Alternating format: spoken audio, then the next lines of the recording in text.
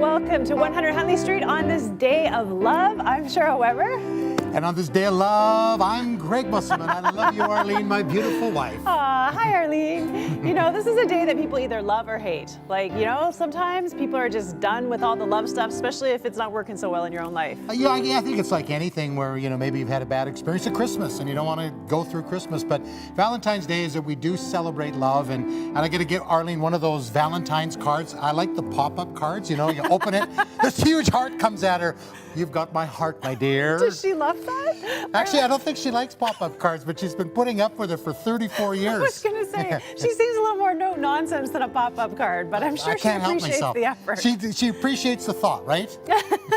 Well, you know, the history behind this day, a lot of people don't know, but it's based on this man, Valentine, who was a Roman priest in the time of Claudius. Yeah. He was an emperor who persecuted Christians. And one of the things he did, and this is kind of crazy, but he said he outlawed marriage because he thought that men fought better if they didn't have to worry about their wife and child back home. Wow. Okay. I know. I think that's so funny because it was a time of polygamy, right? So if you have 3 people, but they're not your wife, but you're still living with them and you have children by them, whatever you call it, you're still going to be worried about them if you're in battle, I think. Wow. Oh, absolutely. I mean, I worry about my family when I'm traveling wherever around the world. And yeah, it's a very interesting way that all came about. So the church is kind of saying, okay, this is a very immoral time, but we have these values about marriage, then we don't want to give them up. So Valentine started secretly marrying people.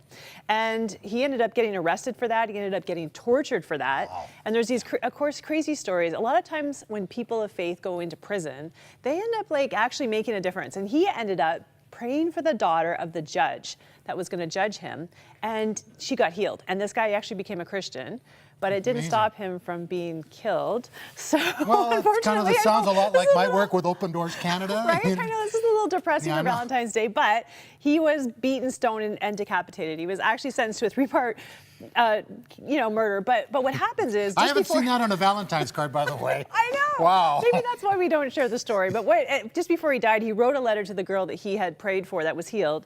That was his last words, and he signed it from your Valentine. And that's kind of what started the whole idea. And I guess the idea is sometimes even love can be laying down your life for something that matters, like you see all the time around the world. Well, and that's really the heart of the Christian faith. Jesus laid his life down for us so we'd have eternal life. So, no, I think that it fits in there. Thank you for that history. I know. Well, you know, anytime you want to some hear parts about I may skip out, and I'm not writing in the card to my wife. You know. Yeah, don't add that to your pop-up card. By the way, yeah.